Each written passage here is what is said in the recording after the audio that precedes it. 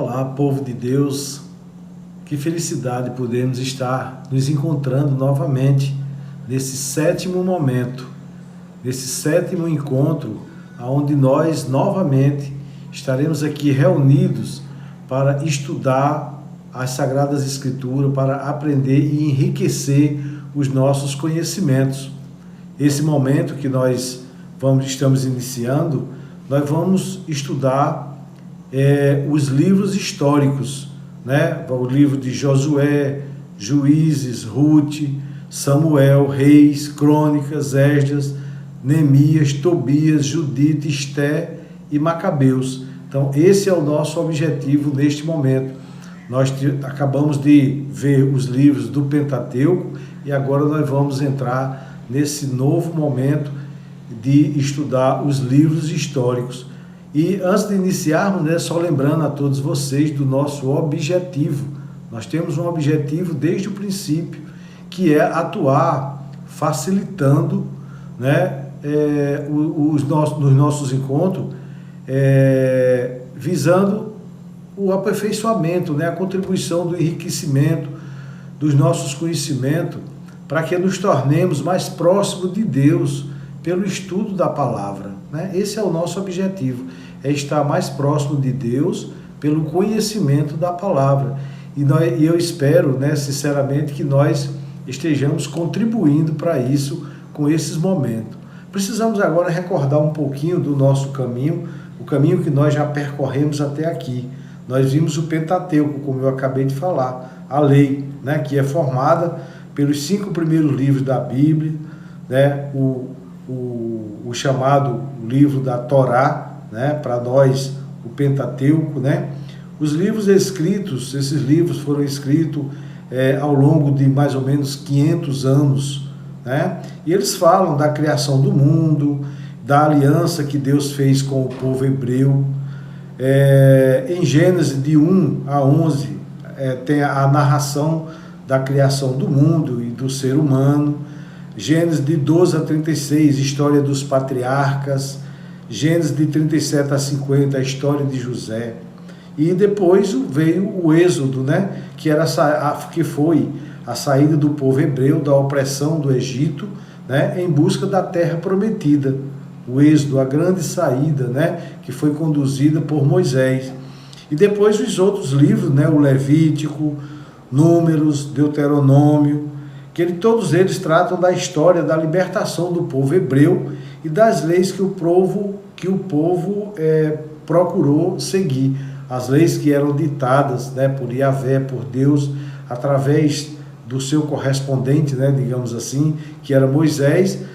Então, essas leis o povo procurou sempre seguir. Nem sempre foram fiéis às leis, mas era o ditame, digamos assim,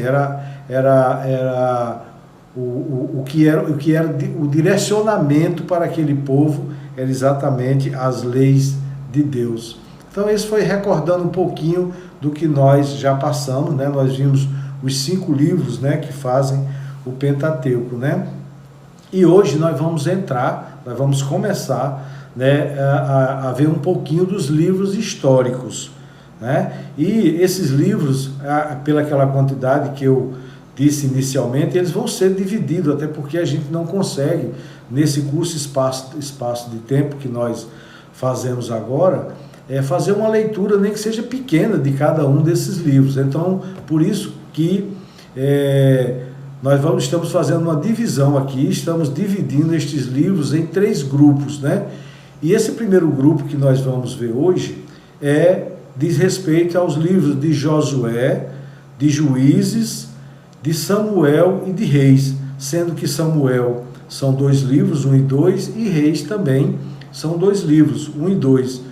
Então, logo depois do último livro do Pentateuco, Deuteronômio, vem o livro de Josué. Tem toda uma ligação um com o outro, pela morte de Moisés e pela condução do povo israelita à terra prometida, feita sob a condução agora, depois da morte de Moisés, por Josué. Esses livros querem mostrar que o importante na caminhada do povo é a fidelidade à aliança com Deus. todos esses livros, ele tem, na verdade, digamos assim, uma certificação de que o povo de Deus, né, os israelitas, o povo escolhido, eles deveriam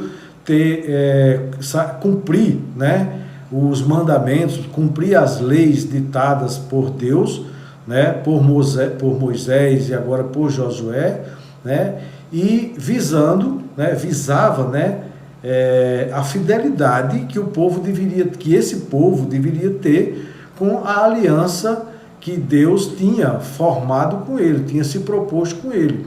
E como falamos lá em outros momentos, né, Deus sempre foi muito fiel com aquilo que ele disse que iria fazer com aquele povo, com aquilo que ele disse que ia dar para aquele povo, né? O povo é que nem sempre cumpriu com a sua parte, com a parte da aliança, com a sua fidelidade para com Deus. Então Josué, né, escrito mais ou menos há 13 séculos antes de Cristo, né, e ele trata da tradição das conquistas, porque foi exatamente o finalzinho, digamos assim, a transposição do rio para poder chegar na Terra Prometida, que foi feito através da condução de Josué. Então é a tradição das conquistas, da conquista daquelas terras, né? O livro de Juízes, né, é mais ou menos 11 a 12 séculos antes de Cristo, e ele vai tratar das tradições dos juízes, né, da forma como os juízes conduziram, né, o seu povo naquela época. Samuel, né, mais ou menos 10 séculos antes de Cristo, e foi o último dos juízes. Samuel foi o último dos juízes, e quem ungiu o primeiro rei de Israel foi Samuel. E Reis, esse livro de Reis, de 10 a 9 séculos antes de Cristo, sendo que a edição final desses livros, de Josué, Juízes, Samuel e Reis, ele aconteceu 6 séculos antes de Cristo, né? Os livros históricos, esses que nós estamos iniciando agora e vamos ver, pelo menos pelos próximos 3 ou 4 encontros, né, contam a história desde a entrada da Terra Prometida, né, conduzida, digamos assim, por Josué, após a morte de Moisés, até pouco antes do nascimento de Jesus. Tratam da história do povo de Deus. Esses livros históricos, eles tratam exatamente da história do povo de Deus. A maior parte do Antigo Testamento é formado por livros que os teólogos classificam sob a denominação de livros históricos, pois eles contêm relatos que vão desde a conquista da Terra Prometida até quase a época do Novo Testamento, cabendo ressaltar que esses livros não se reduzem apenas a relatos cronísticos de fatos, pois contém uma interpretação dos acontecimentos a partir da fé daquele povo, né? Então, assim, a conquista da Terra Prometida, né, ela é relatada porque, na verdade, aquele povo, ao chegar na terra de Canaã, a Terra Prometida, ela não era uma terra, digamos assim, desabitada, não, existiam os habitantes de lá, e tem toda uma história de conquista, de como esse povo inicialmente viveu, né, não foram nas planícies, foram nas regiões montanhosas, com muitas dificuldades, mas essa conquista foi realmente muito trabalhosa, até que essas pessoas pudessem realmente se fixar nessa terra prometida e realmente dada para o povo de Israel. As obras históricas deuteronomistas, elas são denominadas deuteronomistas, de Josué, Juízes, Samuel e Reis, sendo que, como disse, Samuel 1 e Samuel 2, e Reis 1 e Reis 2, existe essa divisão. Esse livro contém um relato mais ou menos contínuo, ou seja, existe digamos assim, uma sequência de acontecimentos mais ou menos cronológico, né, contadas dentro desses livros. Então, por isso que esses relatos são mais ou menos contínuos. apresentando a história do povo de Deus. Esses livros, eles apresentam a história do povo de Deus, desde a conquista da Terra Prometida até o exílio na Babilônia. Tais livros enfatizam que a situação vivida depende da atitude que o povo toma na aliança com Deus, sendo que quando há a fidelidade do povo a Deus, Deus concede bênçãos a esse povo. Mas quando há infidelidade deste povo, esse próprio povo atrai para si a própria maldição, né? Fazendo com que coisas desagradáveis aconteçam. Então, é muito forte a questão da situação que essas pessoas estavam vivendo, como era que eles estavam vivendo em relação à aliança com Deus, em relação à fidelidade ou infidelidade. O primeiro livro, né, é o livro de Josué, né, a continuidade, né, no último livro, né, o Deuteronômio, né, aconteceu a morte de Moisés. Antes de morrer, foi passado, digamos assim, a responsabilidade por conduzir o povo à Terra Prometida a Josué, né? O livro de Josué ele é constituído pela história onde, com a morte de Moisés, ele tornou-se sucessor. Ele foi o sucessor de Moisés. E Josué dirige o povo de Israel para conquistar a terra de Canaã. Como disse anteriormente, não era uma terra abandonada. Tiveram que ter muitas batalhas, muita luta para poder se conquistar aquela terra que já tinha pessoas morando lá, e chegaram os israelitas para poder tomar conta, se apoderar, tomar posse daquela terra. Nós podemos dividir esse livro de Josué da seguinte forma. Primeiro, a entrada de Canaã sob a liderança de Josué, né? Depois, a conquista de Canaã, né? Através dessas lutas, dessas batalhas, né? Depois veio a repartição da terra de Canaã entre as tribos, né? E depois, para finalizar o livro, tem os problemas futuros, os problemas daquela comunidade, né? O livro de Josué é formado por 24 capítulos e 658 versículos, e ele conta exatamente esse trajeto do povo, a entrada de Canaã, depois a conquista, depois a repartição da terra com as 12 tribos, né? E os problemas vividos por essa nação, digamos assim. Logo depois desse livro de Josué vem o livro dos Juízes, né? E o livro dos Juízes, ele tem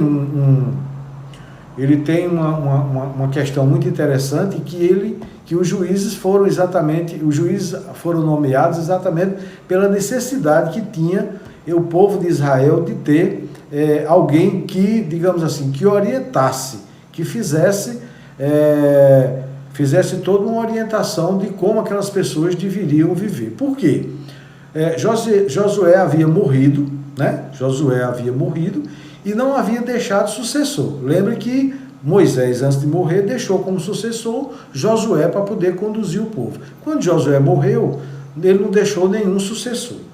Após a conquista de Canaã, os israelitas deixaram a vida nômade, ou seja, uma vida de estar sempre andando, né? E eles trocaram essa vida nômade que tinha por uma vida agrícola, né? Começaram a plantar diversas culturas, como era uma terra muito boa, e as pessoas passaram a viver uma vida agrícola e, ao mesmo tempo, uma vida sedentária. Por quê? Porque ficaram somente naquele mesmo local, digamos assim, só no cultivo daquelas lavouras e etc. E não havia um governo central para as tribos estabelecido, ou seja, não tinha uma referência maior que eles pudessem, digamos assim, ter com uma obediência. Na verdade, eles deveriam ter entendido que a referência maior para eles era Deus, né? Desde o princípio que Moisés vinha tratando disso, depois Josué. Mas eles acharam que, como não tinha uma pessoa, digamos assim, um líder vivo ali tomando de conta, né, dizendo o que deveria ser feito, eles ficaram sem um governo central. E o único vínculo entre elas, entre as tribos, né, era a religião, que eles ficaram com a religião monoteísta, né, uma religião, desculpem, que acreditava em um único Deus. Foi, digamos assim, a herança que eles conseguiram ficar com ela, né? Mas assim, o que é que aconteceu? O convívio com os pagãos, né, que não tinha somente eles naquela localidade, tinha outras nações, né, outras pessoas. Então, o convívio com esses pagãos levou a um sincretismo religioso, né? Os israelitas passaram a prestar culto a outros deuses, aos deuses cananeus, ao deus Baal, ao deus Aserá e ao deus Astarte, né? Isso está citado em Juízes 6, de 25 a 31. Então, Deus suscitou juízes em Israel, chefes de tribos, dotados por Deus com especial força e carisma, para libertarem suas tribos de ataques estrangeiros e julgar as causas e litígios da população. Então, viu-se que era necessário que cada tribo tivesse alguém, né, tivesse, digamos assim, uma liderança, um juiz, para poder conduzir aquele povo, porque assim, as pessoas já começaram a tomar outros rumos, né, a sofrer interferência de nações estrangeiras, aonde deixaram de adorar, né, a Deus, né, e ter a religião monoteísta, e passaram já a cultuar outros deuses, os deuses cananeus, que eram Baal, Aserá e Astar, né?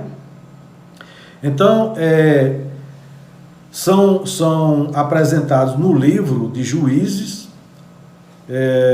12 juízes, um para cada tribo. 6 deles são maiores e 6 são menores. Não que 6 fossem maiores do que os outros, não. O que é que fazia essa definição dos juízes maiores e dos juízes menores, né? Os juízes maiores eram classificados em vista de suas histórias serem contadas com detalhes, né? Então, quanto mais detalhada era contada aquela história daquele juiz, mais ele era considerado como um juiz maior. E 6 menores, né, foram considerados assim pelos historiadores, pelos teólogos e etc., porque pouco se sabe a respeito deles. Digamos que eles ficaram lá conduzindo aquelas tribos, mas não tinha, digamos assim, histórias que foram relatadas e etc, etc. Tá? Então, assim, os principais juízes dessa época foram Gedeão, né, que está escrito no livro de Juízes 6:8, Jefté, que está contado no livro de Juízes 11:12, e Sansão, que está contado no livro do Juízes 13:16, né? E poucos nós conhecemos desses livros assim mais aprofundados, mas com certeza cada um aqui conhece a história de Sansão, né? A história da força, a história do cabelo que foi cortada por Dalila e etc. Mas assim, esses 3 foram os principais juízes, Gedeão, Jefté e Sansão. Esse livro cobre um período de 200 anos, que vai aproximadamente de 1200 a 1050, contagem regressiva, né? Vai de 1200 a 1050 a.C., ou seja, vai da morte de Josué até o primeiro rei de Israel, que foi Saul, tá? Então, esse livro de Juízes vai até essa data. Agora vem o livro de Samuel, né? Samuel, como inicialmente nós falamos, Samuel 1 e 2. Os livros de Samuel constituíam uma só obra na Bíblia hebraica. Eles eram somente um livro, o livro de Samuel. A divisão em 2 livros remonta à tradução grega, né? A Septuaginta, né, achou mais prudente, né, de maior compreensão, que esse livro de Samuel fosse dividido em 2 livros, né? Então, nessa obra distingue-se 5 partes. Nessa obra de Samuel distingue-se 5 partes. A primeira, tratando de Samuel mesmo, que vai de 1 a 7. A segunda, trata de Samuel e Saul, que vai de 8 a 15. A terceira parte, de Saul até Davi, que vai de 16 de 1 Samuel 16 até 2 Samuel 1. E de Davi, 2 Samuel de 2 a 20, e os suplementos que tiveram nesse livro, que é de Samuel 2, de 21 a 24. Então, essa é a divisão desses dois livros de Samuel. Os livros de Samuel cobrem o período que vai das origens da monarquia israelita ao fim do reinado de Davi. Esses 2 livros cobrem esse período, né? Desde a origem da monarquia até o fim do reinado do rei Davi. Na realidade, a presença de Samuel nesses livros limita-se à primeira parte do primeiro livro de 1 Samuel, sendo Saul e Davi os protagonistas do resto da obra. Samuel, na verdade, só aparece nesses livros na primeira parte do primeiro livro. Depois, conta-se a história de Saul e de Davi, que são os protagonistas, né? Os 2 livros de Samuel constituem a história narrada por juízes, a partir da figura de Eli, sacerdote e juiz, até o final do reinado de Davi, passando por Samuel e Saul, ou seja, desde 1050 até 970 a.C. O povo pede a Samuel, chega um momento lá que o povo pede a Samuel um rei. Olha, Samuel, nós queremos agora um rei, né, para que ele nos governe, né? Isso está escrito em 1 Samuel 8, 5. E apesar de alertado por Deus por meio de Samuel dos inconvenientes da realeza, o povo ainda assim deseja um monarca, no que Deus assente. Está escrito em 1 Samuel 8, 22. Ou seja, Samuel, né, foi alertado por Deus de que, olha, diga a esse povo que eles estão pedindo um rei terreno, digamos assim, porque eles já tinham um rei que era Deus, mas eles queriam um rei, pediram a Samuel, olha, nós queremos um rei para nos governar. E Deus disse a Samuel, olha, diga a esse povo lá que alerte eles sobre os inconvenientes da realeza. Eles vão custear todos os gastos dessa realeza, vai ter assim muitas despesas, eles vão se tornar, de certa forma, em alguns momentos, escravos, eles vão ter que pagar parte de tudo que eles têm para manter essa realeza, né? E Samuel alertou o povo, olha, vocês poderão ter esse rei. Agora, isso tem um preço muito alto, mas mesmo assim, o povo insistiu, dizendo que queria um rei. E Deus, então, consente que exista esse rei para, digamos assim, governar o seu povo, né? E isso, na verdade, assim, foi, de certa forma, um afronto, né, às leis de Deus. Samuel, o último dos juízes, Samuel foi o último dos juízes, foi um filho dado por Deus a uma mulher estéril, né, chamada Ana. E isso está escrito em 1 Samuel 1. E assim, na Bíblia tem várias ocorrências de mulheres que eram estéreis e que Deus concedeu a elas um filho, e cada um desses filhos teve um papel preponderante na história, né? Basta que a gente lembre de Isabel, né, que era também estéril, e teve quem? Teve João, que veio para preparar, aplainar os caminhos para a chegada de Deus. Mas eu queria aqui só ler um pouquinho aqui sobre essa história, porque eu achei muito interessante essa história de Ana, né? Diz o seguinte: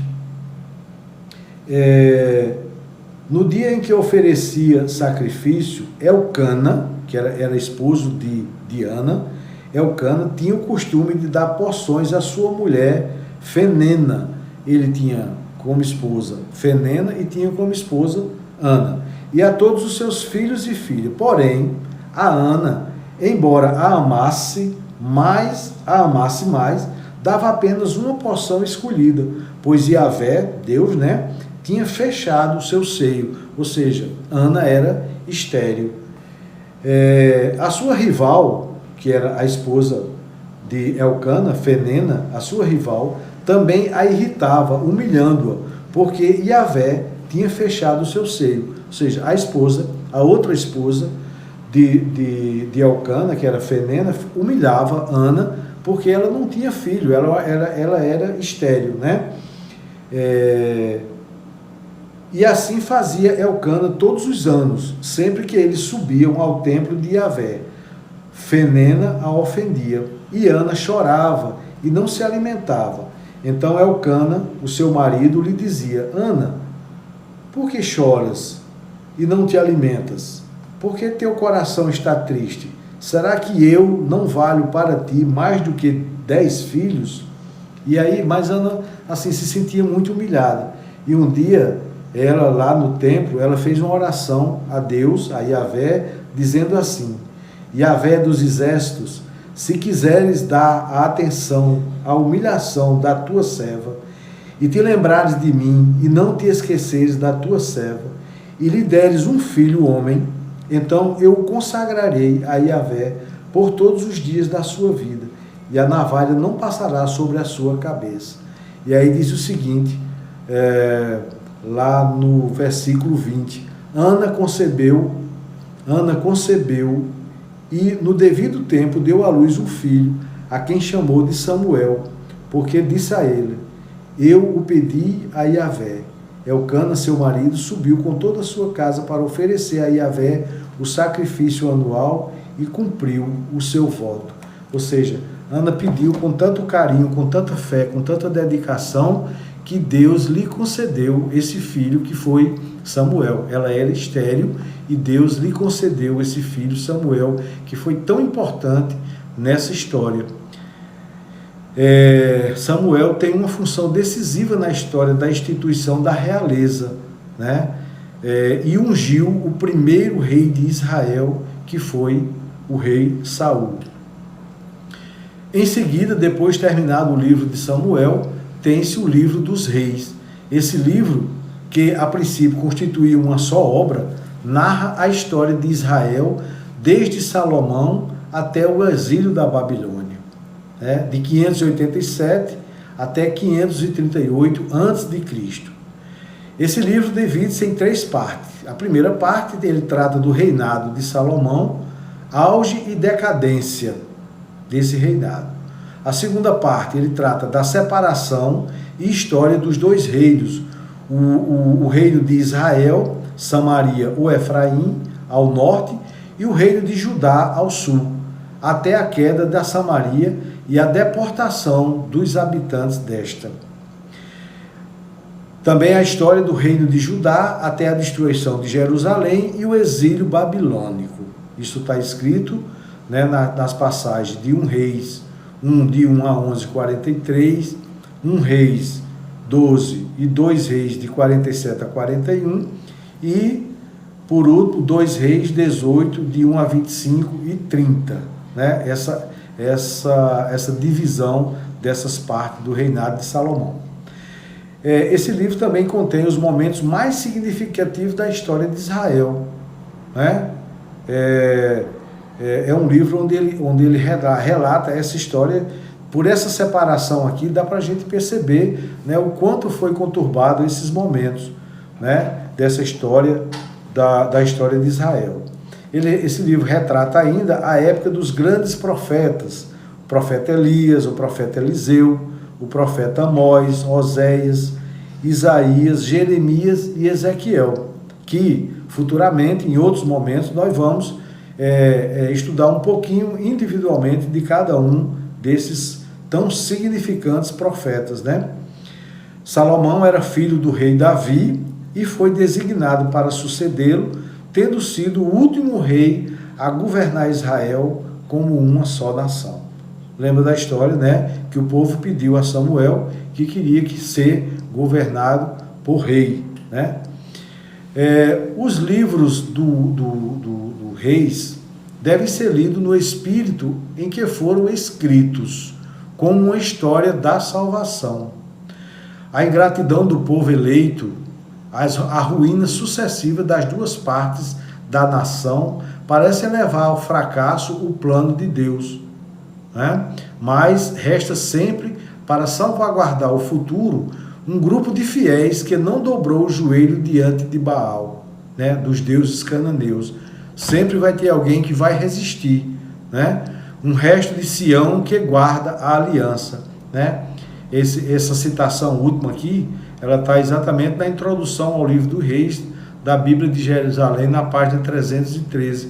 Então, assim, para lembrar que o plano de Deus, né, o projeto de Deus para aquela nação, era a melhor possível, né? Colocar em locais de bom, em terra boa, em terra fértil, né? Mas, assim, sempre houve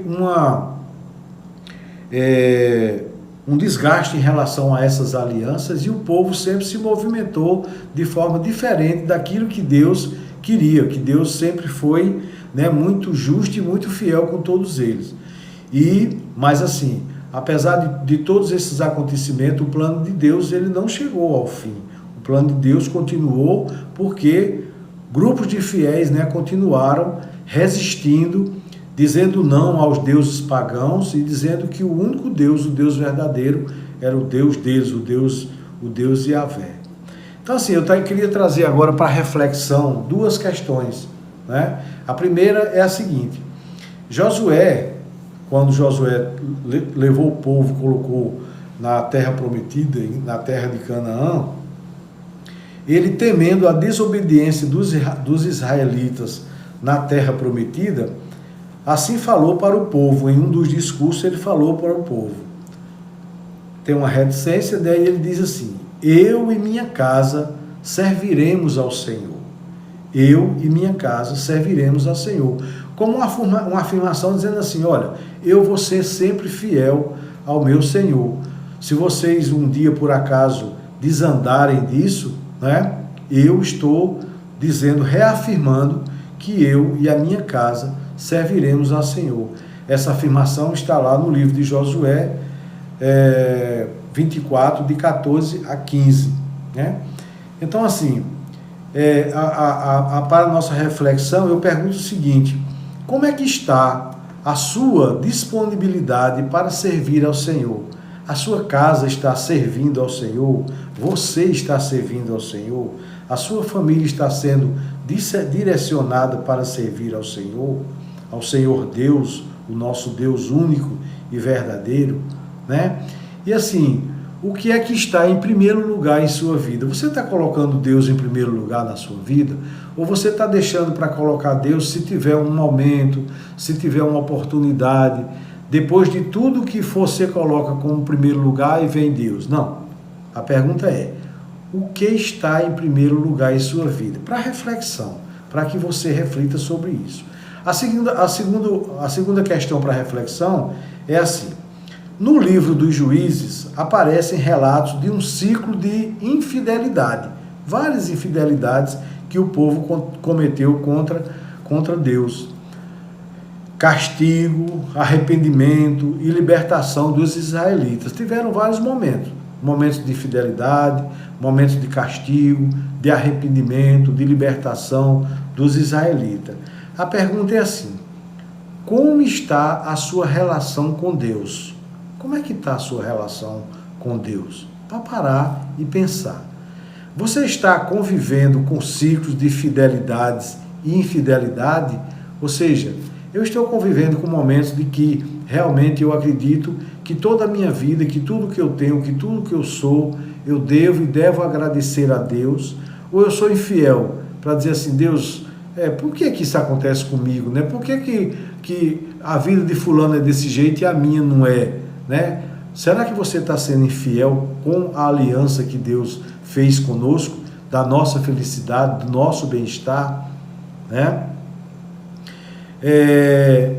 E a que se deve se eu estou com esse comportamento de infidelidade, a que se deve esse comportamento? O que é que está me levando a pensar desse jeito, a analisar desse jeito, tá? Então, assim, pense nessa reflexão depois dessa nossa introdução aqui a esses livros históricos, né?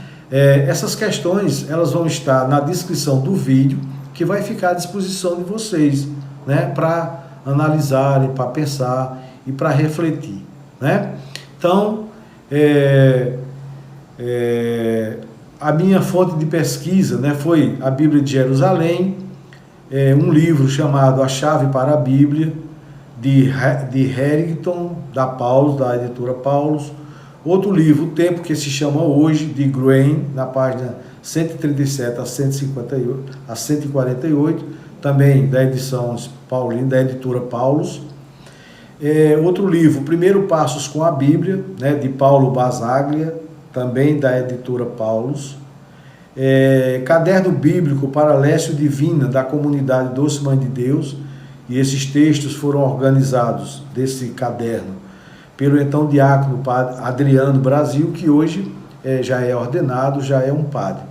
Então eu espero assim que eu tenha conseguido levar uma mensagem a vocês, né, tenha conseguido despertar, né, o interesse por esses livros históricos. Nós vamos continuar ainda no nosso próximo encontro com os livros históricos, mas eu queria agradecer nesse momento, né, dizer que muito obrigado a todos vocês por terem assistido a esse vídeo, né, e pedir a Deus que sempre nos abençoe, sempre nos proteja, né, estejamos sempre debaixo da proteção de nosso Senhor Jesus Cristo. Muito obrigado a todos, fiquem todos com Deus, amém.